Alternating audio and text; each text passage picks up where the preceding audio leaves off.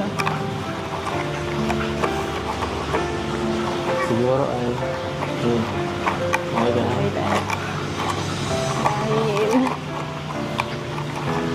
Dahil mahal na kita. Nakita mo na ba ang iyong forever? Na seryoso sa iyong pagmamahal, na handang ialay ang kanyang buhay sa'yo.